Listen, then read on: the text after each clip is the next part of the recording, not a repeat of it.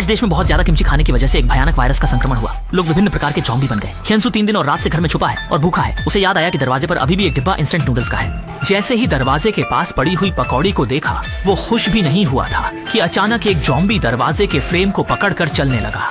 तिजिनलाई शेंशो ने अपना मुंह ढक लिया और नीचे बैठ गया। वह किसी भी आवाज को निकालने की हिम्मत नहीं कर सका क्योंकि इस ज़ॉम्बी का आधा सिर काट दिया गया था, लेकिन उसकी सुनने की शक्ति अत्यधिक तीव्र थी। जैसे ही शेंशो ने जमीन से डंडा उठाने की कोशिश की, ज़ॉम्बी धीरे धीरे मुड़ा। तभी शाओशुए द्वारा प्रसारित रेडियो ज़ॉम्बी को आकर्षित कर लिया। विकृत ज़ॉम्बी का हाथ अविश्वसनीय रूप से फैल सकता था। शेंशो इतना डर गया था कि वह सांस भी नहीं ले सका। शुक्र है ज़ॉम्बी धीरे धीरे कमरे के दरवाजे से बाहर चला गया। जब हियंसू जागा तो उसने बाहर के प्रलय के दृश्य को देखा। इससे भी भयानक बात यह थी कि उसकी नाक से खून बह रहा था। क्या यह परिवर्तन के लक्षण नहीं है? हियंसू वैसे भी एक डरपोक व्यक्ति था। वह किसी भी हालत में राक्षस नहीं बनना चाहता था। जैसे ही उसने खिड़की खोली और खुद को खत्म करने की तैयारी की, उसने ऐसा दृश्य देखा। एक पिता रस्सी का उपयोग करके नीचे उतरने की तैयारी कर रहा था ताकि खाना खोज सके, क्योंकि उसका बच्चा एक दिन से भूखा था। तभी एक बड़ी आंखों वाला ज़ॉम्बी धीरे धीरे उस आदमी के पास आ रहा था। हियंसू ने चिल्लाकर कहा, बचो! आदमी ने भी बड़ी आंखों